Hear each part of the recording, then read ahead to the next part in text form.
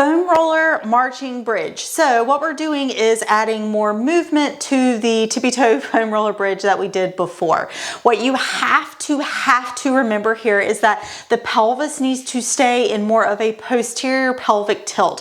When you let the pelvis kind of dump forward here, we're gonna get a lot more distal hamstring, and that means up here in the knee. I am okay if you feel this more in the meat of your hamstring, so right in here. I'd love for you to feel it some here in the proximal hamstring. That can be really hard to do, but make sure that it's not only pulling right here, okay? You can also play with the position of your foot on the foam roller. When we do it on our tippy toes, we get a really nice co-contraction of the calf as well, which is one of the reasons for doing it more on the toes. But I want you to make sure that you can definitely feel this in the lower part of your hamstring versus only the upper part. So what you're gonna do to get started here is you're gonna put your feet on the foam roller.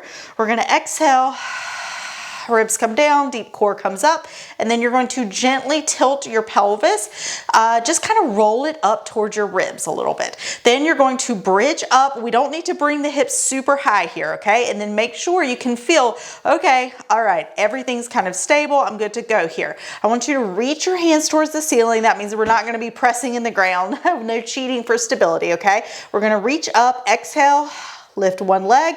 What you don't want to do here is let everything kind of lose its shape that we just created, and we don't want to rock overly side to side, okay? The idea is that we're going to stay stable even though we're lifting up that one leg at a time. So you're reaching up, exhale, get set up, and then you're just going to essentially march. Okay, I want you to really find the hamstring of your stance leg as you're marching. You don't have to go fast. Again, making sure we're getting into the meat of the hamstring, that lower portion versus just that distal part of the knee. So make sure that you spend some time focusing on finding that intention of getting this part of the hamstring, and welcome to Burning Hamstring World. All right, you got it.